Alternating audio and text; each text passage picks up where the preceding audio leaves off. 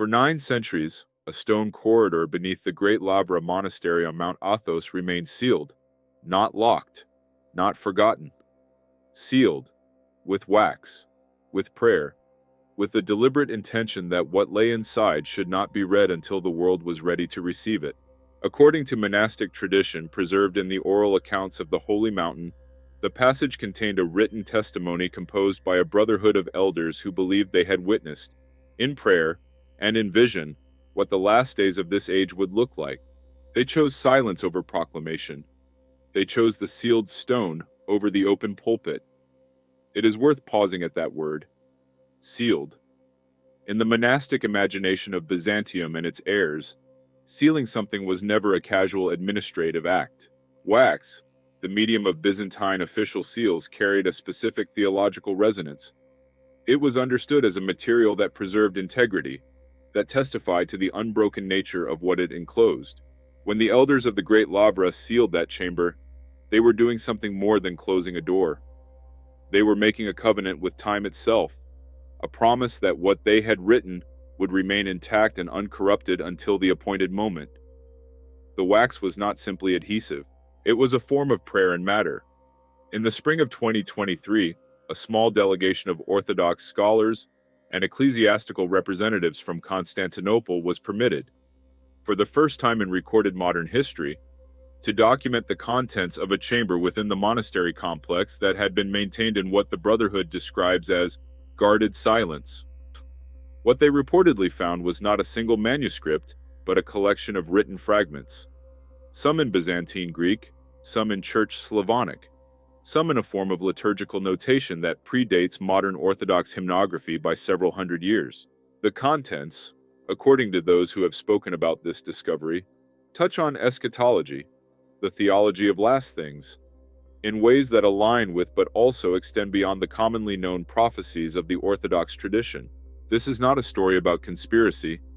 It is not a story about apocalyptic terror. It is a story about what happens when a civilization chooses to remember something long enough that the memory becomes indistinguishable from prophecy. Mount Athos has been keeping secrets for over 1,000 years.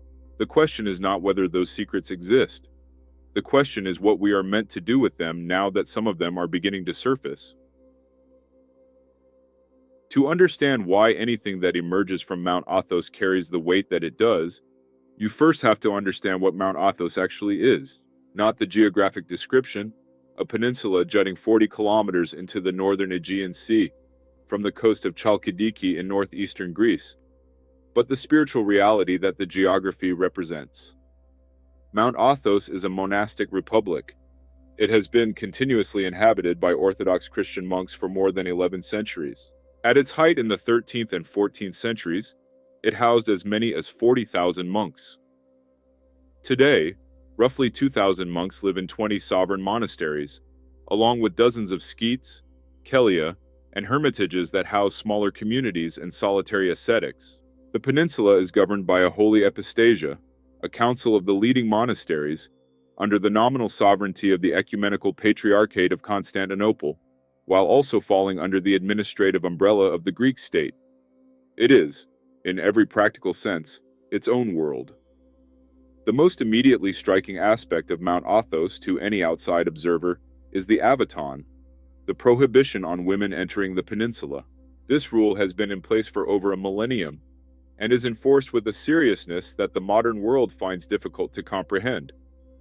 The tradition holds that the Theotokos, the Virgin Mary, arrived on the peninsula by ship while traveling to Cyprus, was struck by its beauty, and claimed it as her garden.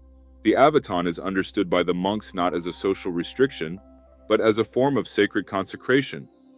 The mountain belongs to her, and she alone determines the rules of entry. Access for men is restricted as well. A diamanatirion, a special permit issued by the Holy Epistasia and coordinated through Greek civil authorities, limits the number of visitors to approximately 100 Orthodox pilgrims and 10 non-Orthodox visitors per day.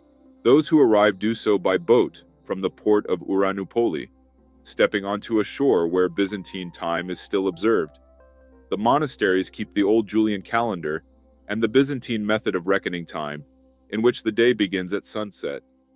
Visitors who enter Mount Athos often describe the experience as stepping not just into a different place, but into a different era. The architecture is medieval. The liturgical life follows patterns unchanged since the Byzantine period. The smell of incense and beeswax candles is constant. What is rarely conveyed in descriptions of this kind is the cumulative effect of the place on anyone who spends more than a few hours within its borders. Pilgrims who have made the journey speak of a progressive stilling of the interior noise that modern life generates continuously. The low-grade anxiety, the restless scrolling of the mental attention, the constant sense that something important is being missed elsewhere. On Athos, there is nowhere else. The peninsula is the world, and the world has been organized entirely around the question of God. By the second or third day, most pilgrims report that something in them begins to remember something. What it is like to be a human being in a silence that is not empty, but full. It is within this context, a living civilization that has never been interrupted, that has maintained an unbroken continuity of practice and memory, that the question of sealed documents and preserved prophecies must be understood. When a monastery on Mount Athos keeps something sealed for 9 centuries, it is not doing so out of negligence or administrative oversight. It is doing so because the Brotherhood made a deliberate decision, maintained across dozens of generations, to preserve something for a specific time. The Orthodox tradition of prophecy is not the same as what most Western audiences understand when they hear that word. It is not primarily predictive. It is not fortune-telling dressed in ecclesiastical robes. In Orthodox theology, the prophetic gift, what the tradition calls the charism of the elders, or startsi, is understood as a form of spiritual transparency. A holy man or woman who has achieved a profound degree of purification through prayer and ascetic discipline is said to perceive reality more clearly than ordinary human consciousness allows. What looks like prediction is, in Orthodox understanding, a kind of clear seeing. The elder perceives what is already spiritually present in the world before it becomes physically manifest. The tradition of startsi, of holy elders who guide both individuals and communities with wisdom, understood to come from divine illumination, is one of the most distinctive features of Orthodox Christianity. The great startsi of the 19th century Russian tradition, Seraphim of Sarov, the elders of the Optina Pustin monastery, produced a body of spiritual guidance that has shaped Orthodox devotion for generations. Seraphim of Sarov, who reposed in 1833, is said to have told his disciple Motovilov that the acquisition of the Holy Spirit was the true aim of Christian life, a statement that encapsulates the entire Orthodox understanding of what the prophetic gift is. Not information about the future, but the presence of a divine intelligence within a purified human soul, perceiving all things with an unclouded clarity. On Mount Athos, this tradition has been continuous since the earliest days of the monastery's founding. Among the figures whose sayings circulate most widely in connection with the end times is Saint Nilus of Sinai, a 5th century ascetic whose collected writings include passages that subsequent generations have interpreted as eschatological prophecy. According to tradition, Nilus wrote that after a certain number of centuries, a time of great disturbance would descend upon the world, a period in which the measure of human transgression would be filled and divine patience exhausted. The authenticity of these specific passages is debated among scholars, and careful Orthodox readers acknowledge this uncertainty. But within the oral tradition of monastic communities, these sayings have been transmitted with the weight of received wisdom, preserved not in printed books, but in the memory of elders who passed them to their disciples. More recently, the elder Paisios of Mount Athos, who reposed in 1994 and was glorified as a saint by the Ecumenical Patriarchate in 2015, became one of the most widely quoted figures in Orthodox eschatological discussion. Paisios spent decades on the Holy Mountain and was known for a combination of sharp practical wisdom and what those around him described as an uncanny ability to perceive spiritual realities invisible to ordinary sight. According to accounts preserved by his disciples and compiled in the 5-volume series Spiritual Counsels, he spoke frequently and directly about the signs of the approaching end of the age, the increasing confusion of moral categories, the technological transformation of human identity, political upheavals in the Middle East, and changes within the Christian world itself. He is said to have told pilgrims that the events will come quickly and they will surprise everyone, even those who are watching. The tradition also preserves the sayings of Elder Porphyrios of Kavsokalivia, who reposed in 1991 and was glorified as a saint in 2013.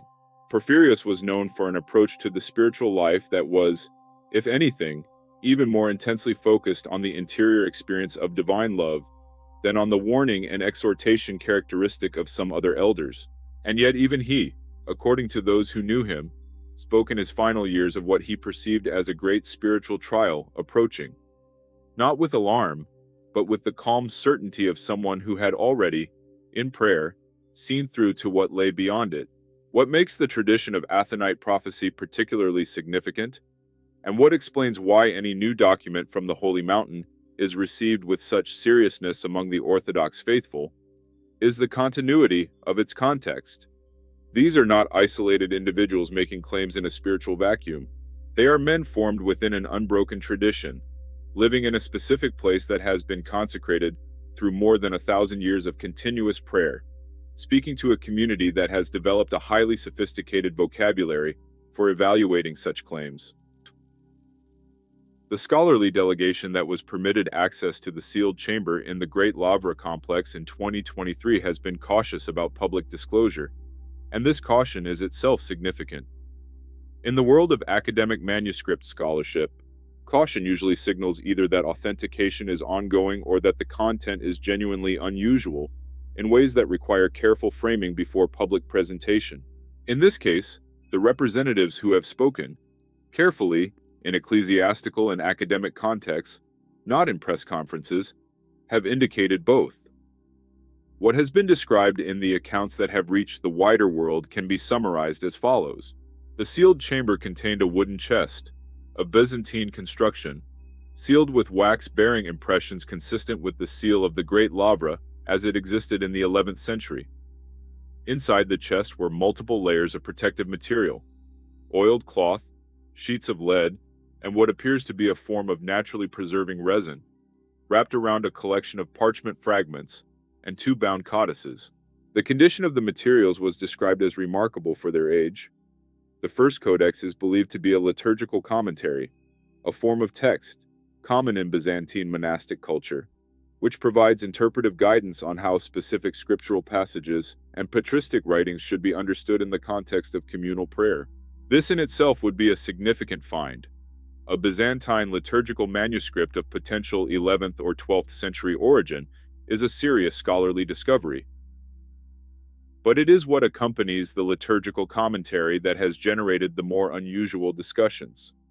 Interspersed within the liturgical commentary are sections that do not belong to the normal genre conventions of Byzantine liturgical writing.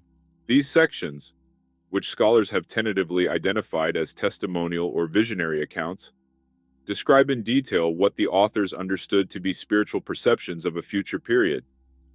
The language, according to those who have examined it, is not the language of apocalyptic fantasy or dramatic prophecy. It is the language of orthodox theological caution, heavily qualified, framed in the first-person plural of the monastic brotherhood, and structured as prayer rather than proclamation. One scholar who reviewed photographs of these sections described them as reading like an elder's private journal of what he saw in the course of liturgical prayer, written in the certainty that he would not be understood in his own time. The second codex is smaller and appears to contain a single extended text. Its content has been described, in the most carefully worded accounts available, as a sustained meditation on the signs by which a discerning community might recognize the approach of the final period of history, composed by an elder or group of elders who believed they had received this understanding through contemplative prayer. The formal structure of this second codex is notable. It is organized not as a list of prophecies, but as a series of troparia, liturgical hymns in the Byzantine tradition, each of which describes a sign or a spiritual condition, followed by a brief theological commentary in prose. This unusual form suggests that whatever the authors intended to preserve, they wanted it to be embedded within the rhythm of liturgical prayer, not extracted from it and read as a standalone document. What the documents apparently describe And here we must be clear that what follows is drawn from the secondary accounts of those who have had access, not from direct translation of the original. Touches on several themes. The first is a period of what might be called spiritual confusion at a global scale, in which the traditional markers of Christian civilization become difficult to distinguish from their counterfeits. The second is a transformation in the relationship between human beings and the created order, described in language that some readers have found uncomfortably resonant with contemporary technological and ecological realities. The third is a sequence of events centered on the Eastern Mediterranean and the broader Middle East that the text apparently frames as having eschatological significance. And the fourth, most striking and most carefully guarded, is what the elders apparently described as the role of the Holy Mountain itself in the final period. A role that, if accurately reported, involves the Great Lavra specifically, and the monastic community of Athos more broadly, in a function that goes beyond simply praying for the world. There is a reason why the most serious eschatological material in the Orthodox tradition has been preserved in forms that are difficult to access. This is not accidental, and it is not simple ecclesiastical caution about potentially destabilizing public reaction. It reflects a deep principle in Orthodox theological anthropology, that certain forms of knowledge are only safe, are only genuinely useful, for those who have been spiritually prepared to receive them. The tradition draws a careful distinction between what it calls the sign reader and the day setter. The sign reader is someone who, formed through years of prayer and ascetic practice, develops a sensitivity to the spiritual currents of their era and can perceive patterns that others miss. The day setter is someone who, driven by intellectual pride or spiritual immaturity, attempts to construct timelines and predictions about the end of the world and becomes attached to those constructions in ways that damage both their own spiritual life and the lives of those who listen to them. Orthodox tradition has always been deeply suspicious of the day setter, and this suspicion has generally kept the eschatological tradition of Athos from being broadcast in the ways that, say, certain Protestant evangelical prophecy traditions have been. This distinction has deep roots in the patristic tradition. St. John Chrysostom, commenting on Christ's statement that no one knows the day or the hour, observes that the explicit concealment of the timing was itself an act of divine mercy. It prevents the human tendency toward deadline-driven conversion, the kind of repentance that arrives only when the calendar has been circled. The tradition of Athos internalized this observation completely. The elders of the Holy Mountain are not interested in when. They are interested in how, in the quality of the soul's preparation for whatever comes and whenever it arrives. But the tradition of sign reading, of attending carefully to what is happening in the world and perceiving its spiritual significance, is very much alive and has been consistently practiced on the Holy Mountain. The elders of Athos have, across the centuries, developed what might be called a cumulative eschatological vocabulary, a shared set of images, signs, and interpretive frameworks through which successive generations of monks have understood the world they were observing and praying for. This vocabulary draws heavily on the Book of Revelation, the patristic commentaries on that text, particularly those of St. Andrew of Caesarea and St. Methodius of Patara, the prophetic writings of St. Simeon the New Theologian, and the accumulated testimony of the Athonite Startzi themselves. It is a layered, nuanced, internally consistent framework that is markedly different from the flat literalism that characterizes much popular Western apocalypticism. In Orthodox eschatological understanding, for example, the figures and events of the Book of Revelation are not understood as a chronological sequence that can be mapped onto current events like a newspaper headline. They are understood as recurring patterns, spiritual realities that manifest across history in different forms, intensifying toward a final culmination. The sealed chamber at the Great Lavra apparently contains material that has been preserved precisely because successive generations of the monastery's brotherhood judged it too significant and too spiritually dangerous to circulate widely. The decision to maintain the seal was apparently renewed multiple times across the centuries. There are said to be records in the Lavra's administrative archives of formal brotherhood gatherings, held at intervals of roughly 100 years. at which the question of whether to open the chamber was considered and resolved in the negative. The fact that a delegation was permitted access in 2023 would represent, if accurate, the first time in that long sequence that the answer was yes. Mount Athos is not simply a place where religious people live. In Orthodox understanding, it is a place where the membrane between the visible and invisible worlds is unusually thin. This is not metaphor or poetic exaggeration within the tradition. It is a theological claim about the nature of sacred space.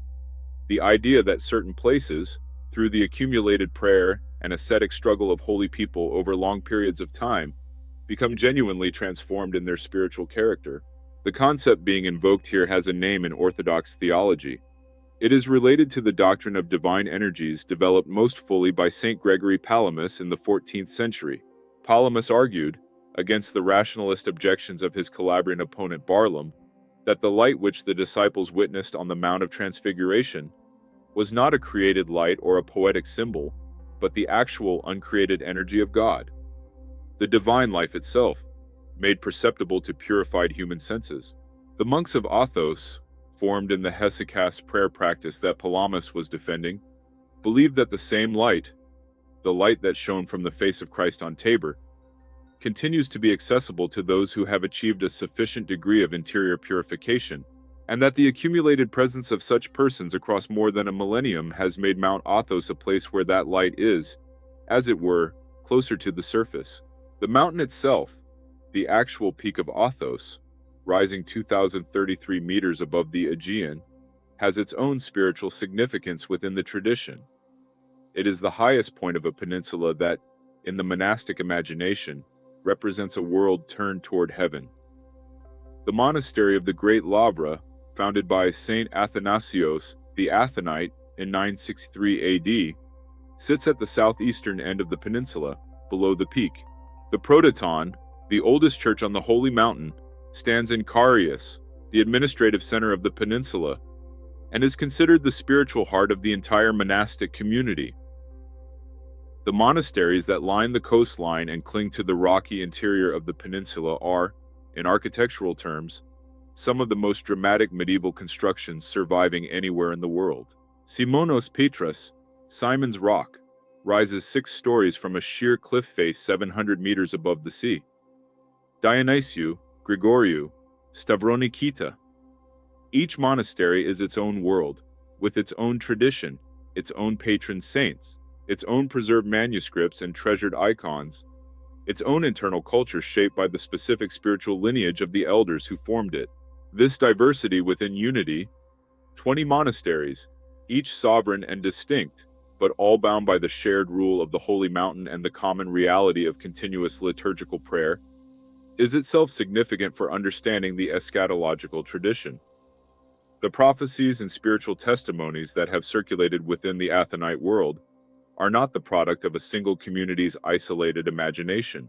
They represent a kind of convergent witness, emerging from multiple monastic streams, shaped by different cultural influences: Greek, Russian, Serbian, Bulgarian, Georgian, Romanian traditions all have significant presences on Athos, but consistently pointing in similar directions. The landscape itself participates in this testimony, approaching the Holy Mountain by sea, which remains the only way to reach most of the monasteries. The traveler encounters a peninsula that rises dramatically from the water, covered in dense forest that has never been logged. The monastery towers and churches visible at intervals against the green hillsides. There is a quality of light on the Holy Mountain that pilgrims consistently describe, and consistently find difficult to explain. It is not simply the Aegean light that painters have sought for centuries. It is something in the quality of attention. The fact that the entire landscape has been saturated with prayer for over a millennium, that seems to affect how ordinary perception functions. The caves and hermitages scattered across the most inaccessible parts of the peninsula, particularly in the area known as the Desert of the Holy Mountain, near the peak itself, have housed solitary ascetics in an unbroken sequence since the earliest days of Athonite monasticism. These hermits, who may go weeks without speaking to another human being, who subsist on minimal food and devote the entirety of their waking hours to prayer, are regarded within the tradition as the spiritual powerhouse of the holy mountain. It is from this category of monks, the deeply solitary, the profoundly poor, the radically simplified in their engagement with the world, that the most striking eschatological testimonies have historically come. Orthodox eschatology speaks a specific language, and learning that language is essential for understanding what documents from Mount Athos might mean when they describe the approach of the end of the age. This is a language shaped by more than 2,000 years of theological reflection, refined through the experience of communities that have lived through the fall of empires, the rise of heresies, the devastation of wars, and the slow erosion of everything they held sacred, and that have survived all of it through the practice of prayer. The central concept in Orthodox eschatological understanding is not the rapture, not the tribulation in its popular Western sense, not the detailed timeline of the left-behind tradition. It is the concept of the parousia, the second coming of Christ, understood as the culminating moment of a cosmic drama that began with creation, and whose final act is the restoration of all things to their original glory in God. Everything else in Orthodox eschatology is subordinate to this. The specific signs, the specific events, the specific figures like the Antichrist are understood in relation to this central reality. The concept of the Antichrist in Orthodox tradition is worth dwelling on because it is one of the themes that apparently appears in the Athonite documents. Orthodox theology has never been particularly interested in identifying the Antichrist as a specific individual to be watched for in current events. The tradition, drawing on St. John's letters as much as on the Book of Revelation, understands the spirit of Antichrist as a spiritual principle, the principle of the counterfeit, of that which mimics the good in order to replace it, that can manifest in many forms across history. What Orthodox commentators have consistently identified as characteristic of the anti-Christian spirit is a specific combination: the appearance of righteousness or even of transcendence, combined with a rejection of the incarnation, the reality that God became fully human in Jesus Christ. This doctrinal marker, the rejection or distortion of the incarnation, has been used by Orthodox theologians across the centuries to identify movements, ideologies, and cultural tendencies as anti-Christian in their spiritual character, without necessarily claiming that any specific individual is the Antichrist. The tradition suggests that such a figure will eventually emerge, but that the more pressing concern for any given generation is the spirit rather than the person. Another concept of central importance in the Orthodox eschatological vocabulary is the idea of apostasy, the falling away from faith, which the tradition identifies, following St. Paul's second letter to the Thessalonians, as a precondition for the emergence of the figure it calls the man of lawlessness. Orthodox theologians have been careful, over the centuries, to distinguish between the ordinary losses of faith that attend every generation's engagement with worldliness and the specific apostasy that serves as an eschatological marker.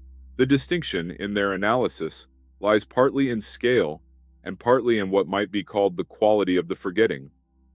Ordinary irreligion is a failure to pursue what one knows is true. Eschatological apostasy involves the systematic dismantling of the very capacity to recognize the true as true.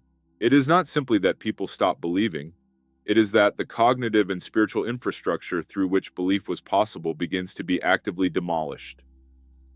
The Athonite documents, according to the accounts that have reached the wider world, apparently engage with this question in some detail.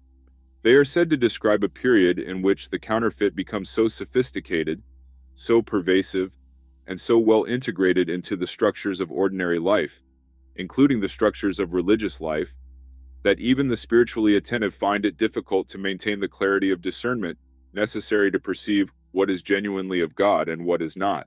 This description has been found particularly resonant by those who have encountered it, because it matches something that many serious Orthodox Christians describe as their present experience of the world. The Great Lavra is the oldest and most prestigious monastery on Mount Athos. Founded in 963 AD by St. Athanasios the Athonite, with the support of the Byzantine Emperor Nikephoros Phocas, it stands at the southeastern tip of the Athonite Peninsula, at the base of the mountain peak, looking out over the Aegean. It has never been destroyed, never abandoned, never fully submitted to foreign occupation, through the collapse of Byzantium, the 4 centuries of Ottoman rule, the upheavals of the 20th century, 2 world wars. Its unbroken continuity over more than 1,000 years is extraordinary by any historical measure. The founding of the Great Lavra was itself understood by contemporaries as a moment of eschatological significance. Saint Athanasios, who had been a close friend and spiritual confidant of Nikephoros Phokas before the emperor's murder in 969, understood his work on the Holy Mountain as part of a larger divine economy, a preparation of a spiritual citadel that would serve the church in times he could not fully envision. According to the life of Athanasios preserved in the monastery's own tradition, he spoke to his monks before his death of a role for the Great Lavra that would only become fully apparent in a future time. He did not specify what he meant. He asked only that the brotherhood maintain their practice with complete fidelity, trusting that the meaning would become clear when the moment arrived. The monastery's library is one of the most significant repositories of Byzantine manuscripts in the world. It holds thousands of codices and manuscript fragments, liturgical texts, theological treatises, hagiographies, imperial documents, monastic rules, letters, historical chronicles. Much of this collection has been digitized in recent decades, but significant portions remain unexamined by scholars outside the monastic community. The monastery has always maintained a careful control over access to its archives, reflecting the traditional Athonite understanding that certain texts are not primarily scholarly objects, but living spiritual realities that carry spiritual weight and require spiritual preparation to handle safely. Within the Great Lavra's history, there are several well-documented moments of what might be called prophetic significance. The monastery has preserved accounts of apparitions and visions experienced by its monks across the centuries, many of them written down and maintained in manuscript form. Some of these accounts describe experiences that subsequent generations have interpreted as bearing on the broader fate of the Orthodox world: the fall of Constantinople, the Ottoman conquest, the Russian Revolution, the Second World War. The monastery has also been the site of what the tradition describes as miraculous occurrences associated with specific icons and relics housed there. The icon of the Portai Tisa, the gate guardian, which is housed at the Iviron monastery nearby, rather than the Lavra itself, but is intimately associated with the spiritual life of the entire Holy Mountain, has its own tradition of prophetic significance. According to the tradition maintained at Iviron, the icon will leave the Holy Mountain before the end times, and its departure will be one of the signs that the final period has begun. The monks of Iviron are said to maintain a continuous watch on the icon, attending to its spiritual presence with a seriousness that is only comprehensible against the background of this tradition. The icon is ancient. Its origin is attributed by tradition to the evangelist Luke himself, though scholarly assessment places it in the Byzantine period. And it is regarded by the monks not simply as an image, but as a living presence, a window into the reality it depicts. The sealed chamber at the Great Lavra, if the accounts of the 2023 delegation are accurate, was apparently created during a period of acute eschatological awareness in the Athonite community, a period that the documentary evidence suggests may correspond to the late 11th or early 12th century, a time of significant political instability in the Byzantine world and heightened anxiety about the fate of Christian civilization in the face of both the Crusader movements from the west and the increasingly aggressive expansion of the Seljuk Turks from the east. The elders who sealed the chamber were apparently responding to a specific spiritual experience or revelation that they judged too significant to ignore, but too dangerous to broadcast. Those who have had access to the partial accounts of the Athonite documents have noted several themes that strike them as having particular resonance with the contemporary world. We must be careful here. The history of apocalyptic interpretation is littered with examples of people who found their current moment reflected in ancient prophecies, and the reflex to do so is one of the most persistent and misleading temptations in religious thought. The Orthodox tradition is aware of this danger and counsels against it with considerable force. The great Athonite elders have consistently warned against the kind of enthusiastic eschatological speculation that mistakes the signs of every age for the definitive signs of the final age. With that caveat clearly stated, it is also true that the Orthodox tradition maintains that there will be a final period, a time that is genuinely different in kind from previous periods of historical crisis. and that it will be recognizable by those who have cultivated the spiritual attentiveness to perceive it. The tradition has never claimed that every crisis is the final crisis, but it has also never claimed that no crisis will ever be the final one. Among the themes reported in connection with the Athonite documents, several have drawn particular attention. The first is what the documents apparently describe as a period of spiritual dryness at the heights, a phrase that, in Orthodox theological context, refers specifically to the failure of spiritual vitality in the hierarchical structures of the Church, the institutions and leadership bodies that are supposed to be the channels through which divine grace flows into the wider community. This is not an accusation but a theological observation. The tradition has always acknowledged that institutional Christianity can become spiritually moribund while the outward forms are maintained, and has consistently identified this phenomenon as one of the precursors to intensified divine action in history. The second theme is described as the falsification of the human image, a phrase that has struck contemporary readers as potentially resonant with developments in artificial intelligence, genetic manipulation, and the broader technologization of human identity that characterizes the early 21st century. Whether the elders who composed the document were perceiving something that we would recognize as these specific developments, or whether they were describing something with a different referent that we are interpreting through our own contemporary lens, is impossible to know from the available accounts. But the phrase itself, in its orthodox theological context, points to something specific: the substitution of a constructed, managed, or artificially determined identity for the theomorphic identity, the image and likeness of God, that Orthodox anthropology understands as the deepest reality of what a human being is. The tradition's teaching on the image of God in the human person is not a simple or decorative theological claim. It is, in Orthodox anthropology, the foundation of everything else, of human dignity, of human freedom, of the possibility of theosis, the actual participation of the human person in divine life. To falsify that image, in the understanding of the tradition, is not simply to distort a self-perception. It is to sever the very connection through which human beings receive the life of God. This is why the phrase, falsification of the human image, when it appears in what is claimed to be an ancient monastic document, carries such weight for those who read it through an orthodox theological lens. The third theme, which has been described as the most detailed and the most unusual section of the documents, concerns what happens on and around Mount Athos itself, in the period the documents apparently describe. The accounts suggest that the documents portray the holy mountain as a kind of refuge or spiritual anchor point in a time of general disorientation, a place where the tradition is maintained with sufficient integrity that it can serve as a source of orientation for the wider church. This would not be a radical claim within the Athonite tradition. The holy mountain has always understood itself, in a sense, as existing for the sake of the whole church, its continuous prayer sustaining the spiritual life of Orthodox Christianity in ways invisible to ordinary observation.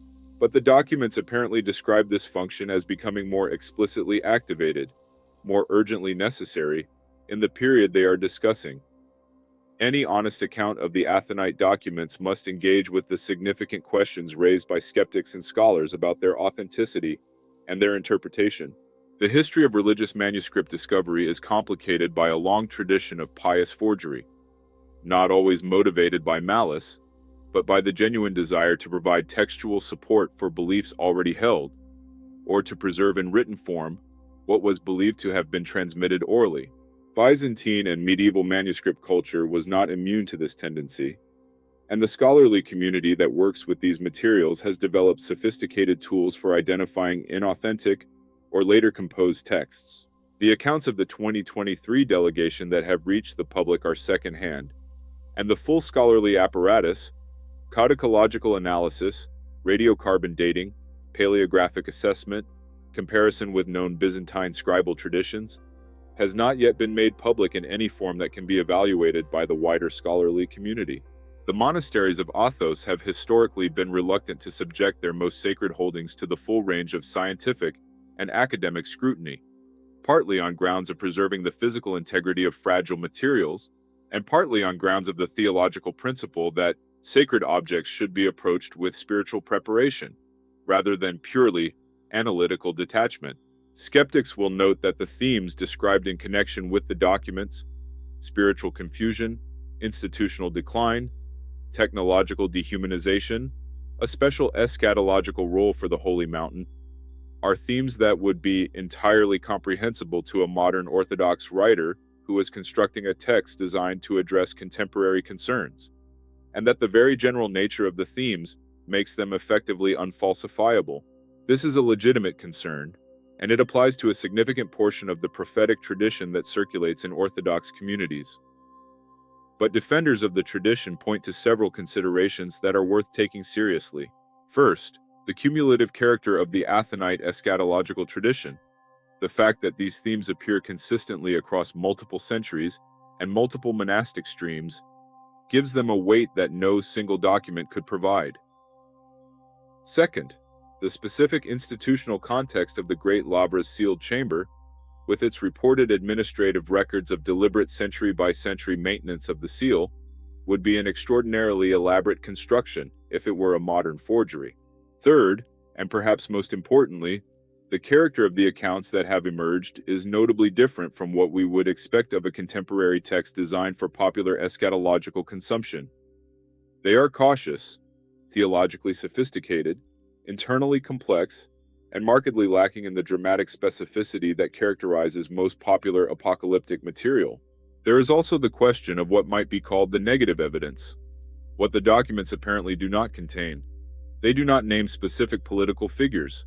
They do not provide dates. They do not describe technological developments in terms that would be recognizable to a 10th century monk, but uncannily precise to a 21st century reader. The kind of apparently accurate prediction that typically signals a text composed after the fact and backdated. What they apparently do is describe spiritual conditions and internal states of communities and institutions. The kind of thing that a deeply perceptive spiritual director might identify in any era, but which takes on a different significance when the combination of conditions described begins to appear simultaneously.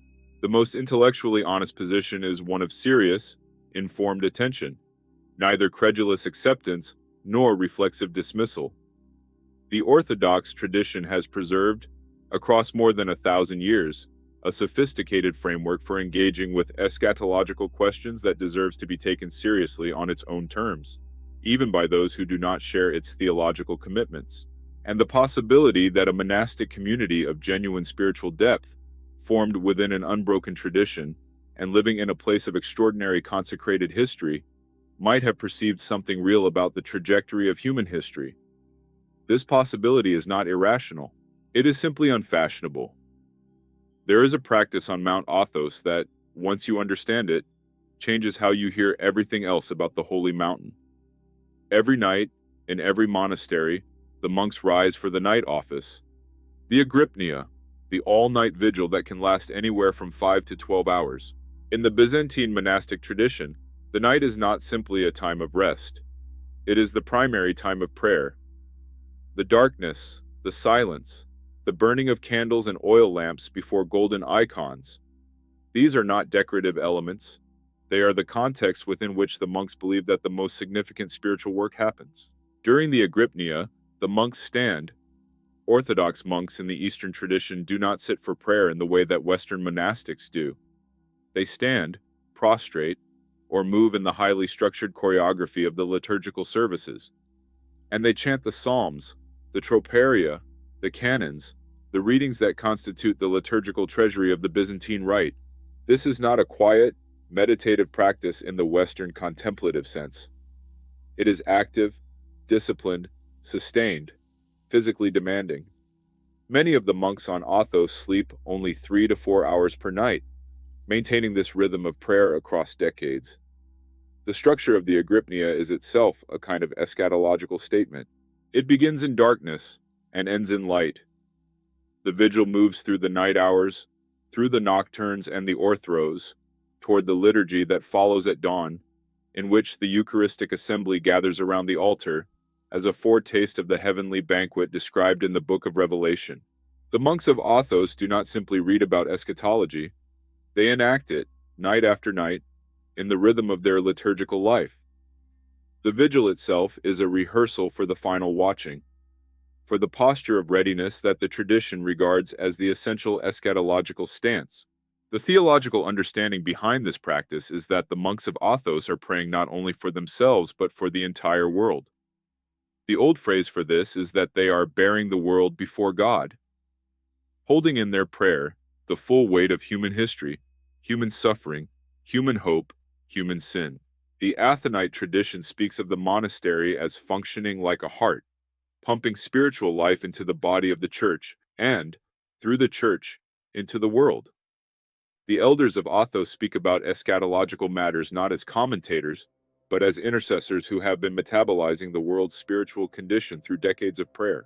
When the elders of Athos speak about eschatological matters, they do so from within this context. They are not commentators observing the world from a distance.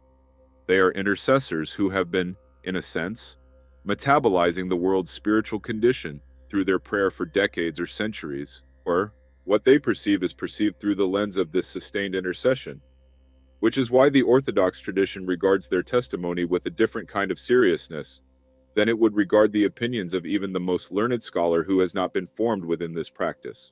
The documents found in the sealed chamber were apparently composed by men who lived within this context. Whatever we conclude about their authenticity, their eschatological content, or their relevance to our present moment, we are encountering the testimony of people whose engagement with the world was structured entirely around the practice of sustained prayer for it. That alone makes them worth hearing. In the years since the access granted to the 2023 delegation, several of the senior monks of the Great Lavra and other Athonite monasteries have given interviews and informal talks. The kind of careful, measured communications that constitute the Athonite elders' preferred mode of public engagement, in which they have spoken with unusual directness about their sense of the present moment.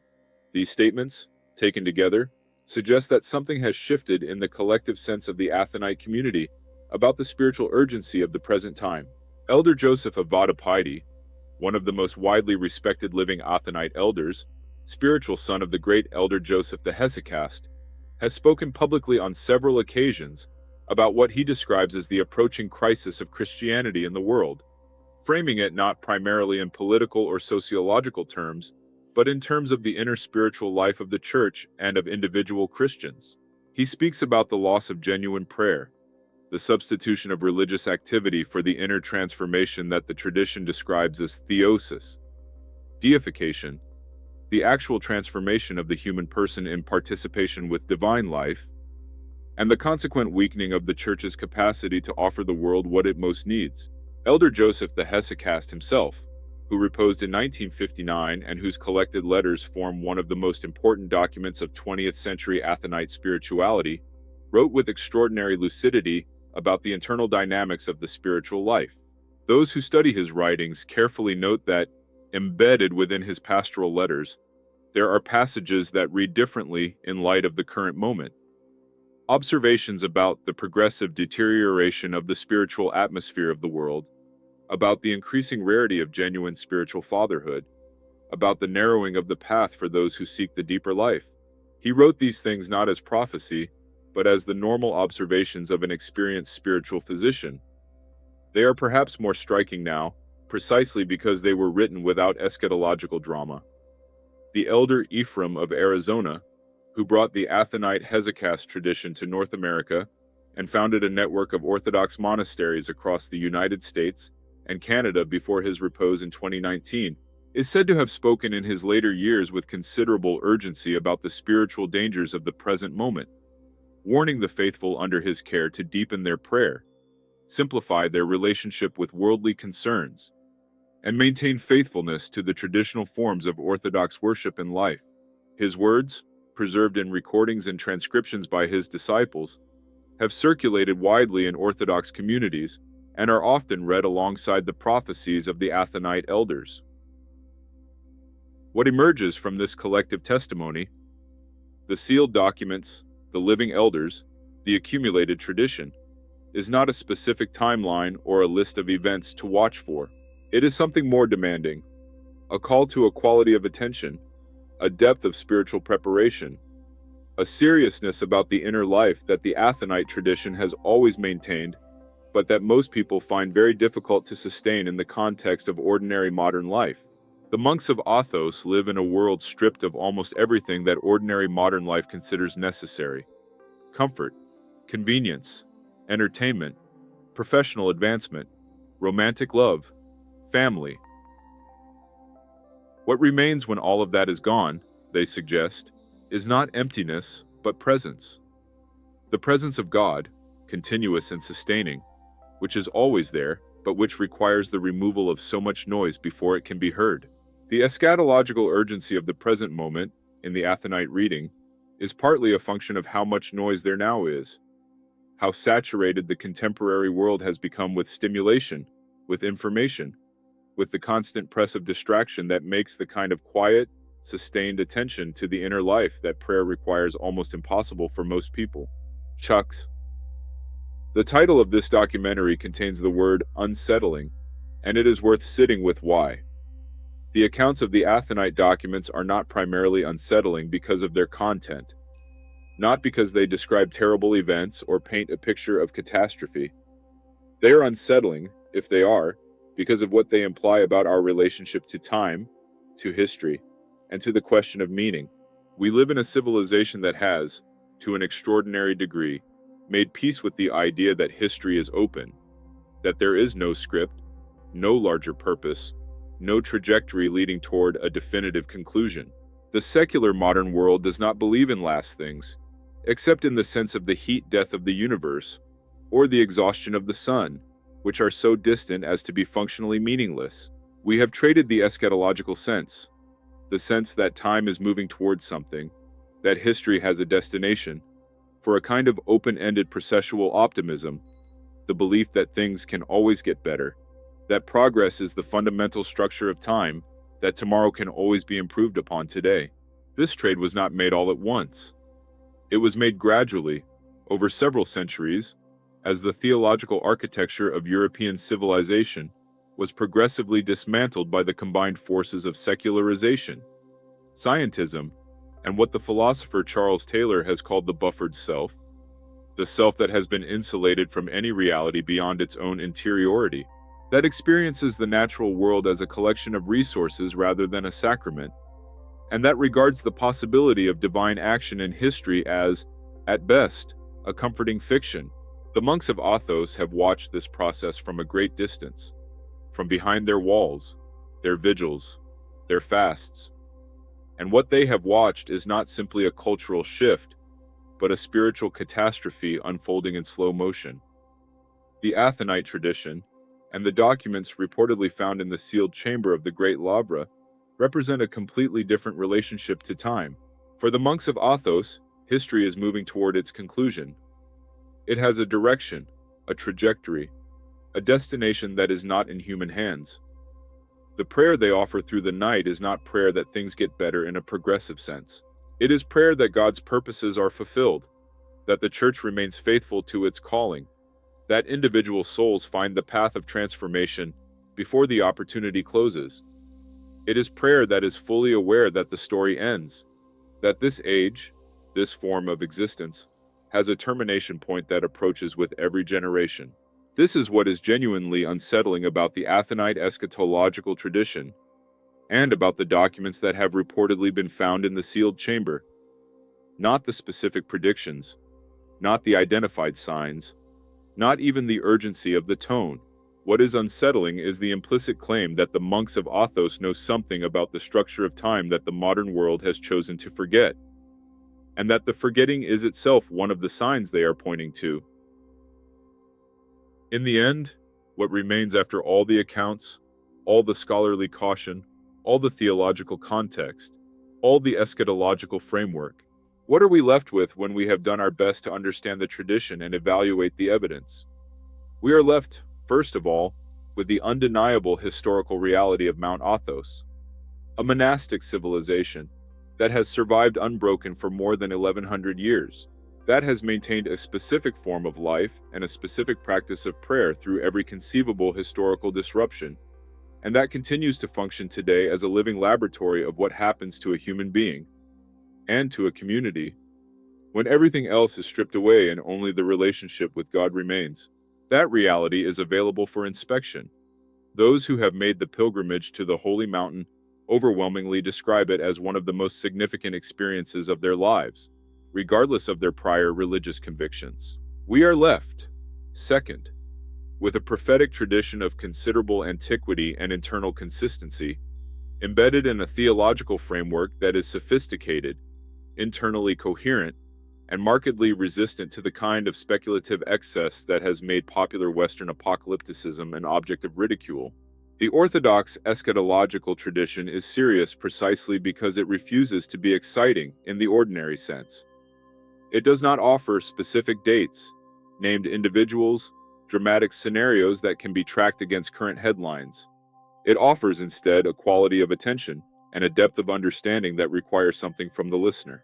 We are left, third, with the specific claim about the Athonite documents, that a sealed chamber in the Great Lavra contained materials that a delegation of scholars and ecclesiastical representatives was permitted to access in 2023, and that those materials contain eschatological content that has been received with unusual seriousness by those who have seen it.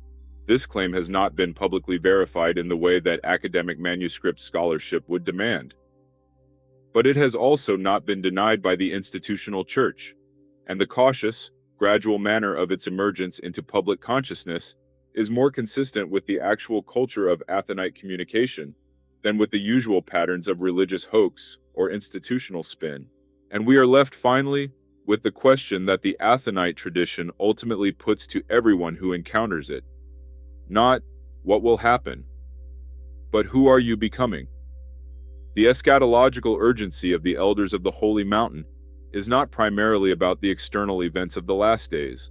It is about the internal preparation, the work of prayer, repentance, and transformation that determines how any individual passes through whatever comes.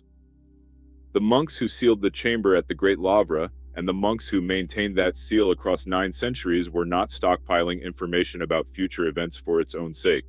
They were preserving a form of wisdom about God, about the human person, about the nature of time and history, that they believed would be needed. The mountain is still there. The prayer continues through the night. The 20 monasteries still cling to their cliffs above the Aegean, their windows lit with candles, the smell of incense rising in the darkness, the chanting of the psalms continuing in an unbroken rhythm that has not stopped since the 10th century. Whatever the sealed documents contain, whatever the elders have seen in prayer, whatever the tradition is trying to say to the world, all of it is embedded in this. The most extraordinary act of sustained attention in the history of human civilization, offered freely, invisibly, and without expectation of recognition or reward, for the sake of a world that has largely forgotten it exists. That, perhaps, is the most unsettling thing of all. Scriptul